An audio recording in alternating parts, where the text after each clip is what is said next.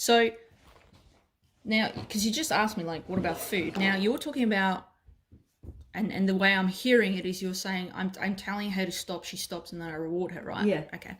We just need to make it clear. So Dr. Ian Dunbar, he said this is really easy to do. Whether it is or isn't depends on your dog. Okay, so first we got to create clarity. So what you do, you get the dog to bark first. Okay, so that's why teaching a dog in some of the training that I do is I actually teach my dog to bark on command first. Okay. However, if your dog is easily stimulated to bark and you find the stimulus, right, that could be knocking on your table, the dog starts barking, right? So you have to find the stimulus that makes the dog bark. Yes? Yeah. And then what I do is I cue it. So I know it's going to happen. So I go, speak, knock, dog barks, mark it. Okay, and the dog goes, oh, you want me to bark. Okay, that's the clarity. So how first. are you marking that?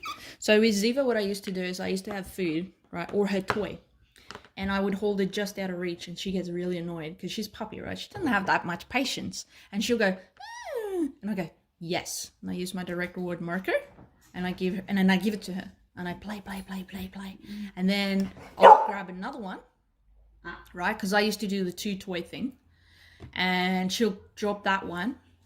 I have it on a leash, so I remove her away from it. She can't get it. And I'll have this one, and then I tease her a little bit, and she goes, and I mark it, any sound, and then I build it. So then what happens is when I hold the ball in a specific way, she barks. So that's the stimulus, right? So once I've got that, I can go, speak, and I can hold the ball. She barks, and I go, yes, and I give it to her. And she goes, oh, so when you say speak, you want me to do that. So first you have to get this consistently. Okay? Because then you use your vocal cue, whatever that is. I can't really write like that, but anyway, vocal cue. That's terrible writing. Followed up by that stimulus, right? Dog can't help but bark, right? Oops. Bark. Like that. And then you mark that with your direct reward marker. So you say that. And then you give it to them. And they go, oh, so when you say that word, I should bark. Got it. What Dr. Ian does, from my understanding, is he actually only has a stimulus and he gets the dog to bark. So the dog barks, right? Like he actually sets it up. So he'll go and say, oh, if you guys help me for the next, couple of weekends, I'll make sure you get a beer every time. So they go, all right, you sit over there, out of view, each with your little beer, and the beer opener is on the other side. So can one of you walk across? And then as the person walks, the dog looks up and goes, bark, bark, bark. He does this. He says, okay, now I want to teach my dog to quiet, right? So I want to go quiet. Okay, so first off, I go, good guard, dog. Good boy, that's it. Quiet. So he says that. And then he takes that piece of food. This is hilarious. In front of their nose, because they can't smell and bark at the same time. Try and speak and breathe at exactly the same time. They cannot. And when they go, you go, direct reward that one. So you go, yep, right? And then you give them the food. And then by the time they look up, the person's gone. And they go, oh, okay. So you do that a couple of times, right? So you got to make sure that the stimulation's easy to work with. So then you're teaching them to bark. You've got to provide the stimulation. You can't just do that. It's harder. If they're barking No. If they're barking there, you just need to make sure you're ready. So whenever you're not in control of the stimulus, so that still has to be within the 2 second. No. Well, you're marking it. Because remember, you go, so they're barking, right? She's barking over there doing her thing.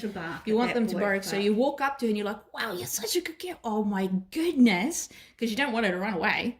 Because how are you going to stuff her in front of her nose when she doesn't want to be close to you? Right? So you walk up to her and you're like, wow, you're good. And you pat her. You're like, wow, you're such a good girl. Thank you. And then quiet. And then you go, quiet. Shove the food in front of her nose. And she'll go, and you go, yep. Give her the reward. And then she starts barking. And then she'll start barking again. Yes, because she doesn't know what quiet. So the stay we spoke about?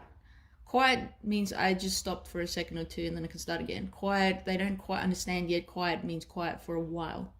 That's why you control the stimulus first. Yeah, okay. So that's what makes this. You have to keep doing it over and over. Yes. So if you can start with that, because then if we use the other method I spoke of, it's clear, and she'll go, oh. So when you say start with that, start with doing the food thing when she's just out there barking. Yeah, but like I said, if you control it, and that's what trainers do. We control it in the teaching phase, the stimulus. We control it in the transition phase. Don't do it if she's just barking at people. You can't teach it in that context, because if she doesn't go quiet, what are you going to do? That's the other thing with trainers. We have a backup plan. If it doesn't work, I don't know how I would make it. I suppose I just walk around the corner, but then I'm away from her. No. Remember, you walk with her. You walk to her. Like, this is what I mean. So if you know people are busy, right? Like you go, okay, 5 o'clock. A lot of people walk past. Yeah, sit there with your cup of tea and you walk with her food, because she'll start barking. You know it's going to happen. You're like, oh, no, people. And every time someone walks, right, you walk up to her and you're like, wow, you're such a good girl. Well done. Quiet. Stuff the food in front of her nose. She goes quiet. The problem that it makes it difficult is you have to do that every single time someone walks past. That's what makes it hard. So people struggle with. I'm just trying to think how you could set that up, because she barks every time we go out of sight. Like, out of sight's different, because how are you going to shove the... But that's, so that's not going to work, because I'm just thinking of times that she barks. Not in the learning and the transition phase. But if you go out around the corner and she's practiced it enough, and you go quiet, and she goes, and then you mark it, you go, yep, and you come back and reward her. She goes, oh, because that's a generalization thing that you're talking about. Yeah. So you gotta I'm use. just trying to think of a way where I could get her, where she barks, that I could do that. Oh, easy. Let's have a look. Do you have some food?